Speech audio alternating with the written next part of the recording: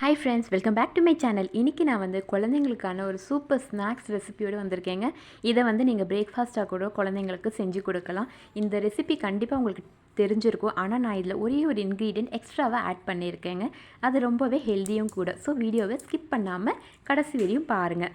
இதுக்கு வந்து நான் ஒரு முட்டை எடுத்துக்கிட்டேங்க. ஒரு பவுல் எடுத்துக்கோங்க. முட்டையை உடச்சி ஊற்றி அதை வந்து நல்லா ஃபோர்க்கில் பீட் பண்ணிவிடுங்க. அப்புறம் நம்மக்கிட்ட டீ டம்ளர் இருக்கும் இல்லைங்களா, அதில் அரை டம்ளர் பால் சேர்த்துக்கலாங்க. பால் சேர்க்கும்போது இந்த ப்ரெட்டு ரொம்ப சாஃப்டாக வருங்க. குழந்தைங்க வாயில் வச்சாங்கன்னா அவ்வளோ சாஃப்டாக இருக்கும், நல்லா விரும்பி சாப்பிடுவாங்க. அப்புறம் இனிப்புக்கு ஒரு ஸ்பூன் நாட்டு சர்க்கரை சேர்த்துடலாங்க.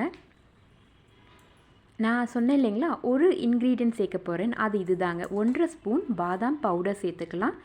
பாதாம் வந்து நீங்கள் ரோஸ்டெல்லாம் பண்ண வேண்டாம், மிக்சியில் போட்டு பவுட்ரு பண்ணிக்கோங்க.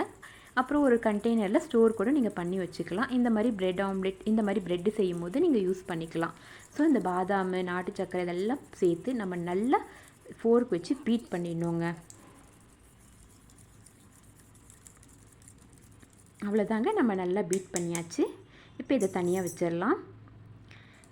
நான் வந்து 4 கோதுமை பிரெட் எடுத்திருக்கேன். நீங்கள் மல்டிக்ரெயின் பிரெட்டை கூட எடுத்துக்கலாம். இப்போ இதை வந்து நான் ஸ்லைசஸாக கட் பண்ணிக்கிறேங்க. ஏன்னா நம்ம இந்த மாதிரி ஸ்லைசஸாக கட் பண்ணி இந்த பிரெட் டோஸ்ட் பண்ணி கொடுத்தோன்னா குழந்தைங்க ஸ்டிக்கு மாதிரி அப்படி பிடிச்சிட்டு சாப்பிட்றதுக்கு நல்லாயிருக்கும். இப்போ நான் எல்லா ப்ரெட்டையும் வந்துட்டு இந்த மாதிரி ஸ்லைசஸாக கட் பண்ணிட்டேன். இப்போ இதை வந்து நம்ம எக்கெல்லாம் பண்ணி வச்சுருக்கோம் இல்லையா, எக்கு அப்புறமா பாதாம், அந்த பேட்டரில் நம்ம டிப் பண்ணிக்கலாம். டிப் பண்ணிவிட்டு ஸ்டவ் ஆன் பண்ணி ஒரு பேன் வச்சு அதில் பட்டர் அப்ளை பண்ணிவிட்டு இதை வந்து நம்ம சேர்த்துடலாம். இந்த மாதிரி நம்ம கட் பண்ணி வச்சுருக்க எல்லா ப்ரெட்டையும் இந்த மாதிரி டிப் பண்ணிவிடுங்க. நல்லா டிப் பண்ணுங்கள்.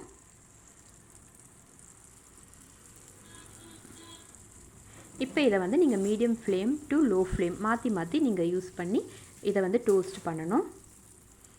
இப்போ நம்ம திருப்பி போட்டுடலாம்.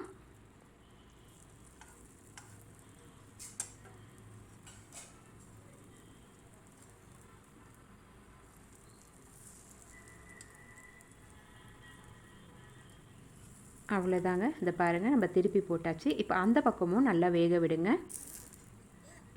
நான் திரும்பவும் திருப்பி போடுறேன், ஏன்னா நல்லா டோஸ்ட் பண்ணாக்கா நல்லாயிருக்கும் குழந்தைங்க சாப்பிட்றதுக்கு. இப்போ சைட்லேயும் நம்ம நல்லா டோஸ்ட் பண்ணிடலாம். 2 கரண்டி வச்சு சைட்லேயும் நீங்கள் டோஸ்ட் பண்ணிவிடுங்க.